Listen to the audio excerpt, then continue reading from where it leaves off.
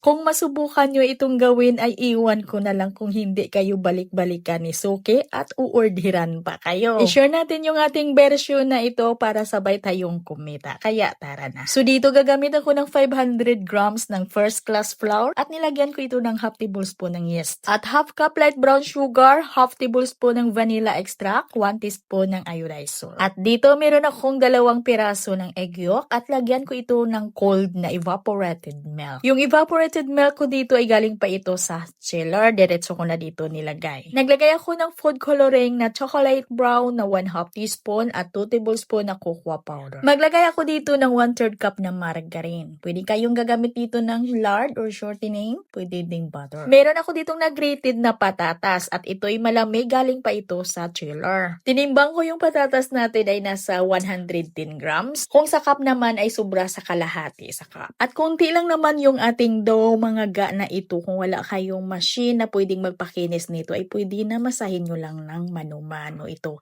Basta siguraduhin nyo lang na mapakinis ninyo ng mabuti ang inyong dough. Itong akin ay pinadaan ko ito sa dough roller. Agad ko naman itong pinutol sa 25 grams lang. Oo, maliit lang ito. Pwedeng ibahin yung pagputol dito kung ilang gramo yung gusto ninyo. Pagkatapos ko yung putulin ay agad ko huyang figurahin at palsahin ko lang ito ng 1 hanggang 2 oras. At ito na nga mga ga ay naluto na. Pinalsa ko lang ito ng 1 oras at kalahati. At ito yung palaman natin. Meron ako ditong 2 pirasong egg yolk. Lagyan ko ito ng 1 cup na condensed milk. At 2 tablespoon na cornstarch at maglagay ako ng 3 tablespoon na cocoa powder. Kailangan yung gagamitin natin dito na cocoa powder ay yung high quality lang. Oo, para mas masarap talaga yung ating palaman. Ang gamit ko dito ay yung Dutch brand na cocoa powder. At sa puntong ito ay hindi pa yan naka-on yung ating saucepan. Bali paghalo-haluin muna natin yung mga ingredients natin bago natin i-on yung saucepan. At dito nga maglagay tayo ng 250 ml na all-purpose creamer.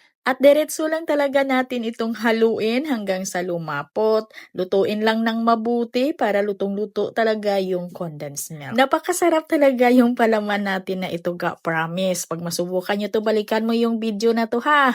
At pag ganito na kalapot ay i-off na natin yung saucepan. Ilagay na natin yung half cup na dark chocolates. At ito yung gamit ko ga na choco bar. At kahit naka-off na yung saucepan ay haluin lang ito ng mabuti hanggang sa matunaw yung chocolates natin. At palamigin lang natin to at para ito'y madaling lumamig ay i-transfer lang natin sa medyo malapad lang na paglalagyan. Ito ga malamig na, pwede na nating ilagay sa mga buns natin.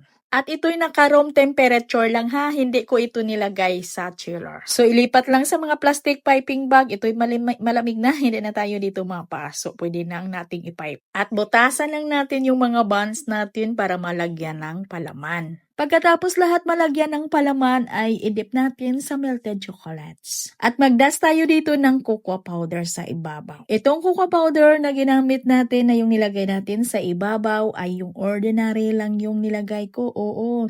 Basta mura lang yung kilo ng cocoa powder na ginamit ko dito sa ibabaw na pang toppings natin. Kaya pinutol ko lang ito sa 25 grams para magkasya lang dito sa available ko na clamshell na 500 grams. Ay abay, kinilig talaga dito si Bunso sa sarap. Ayan, missy nga.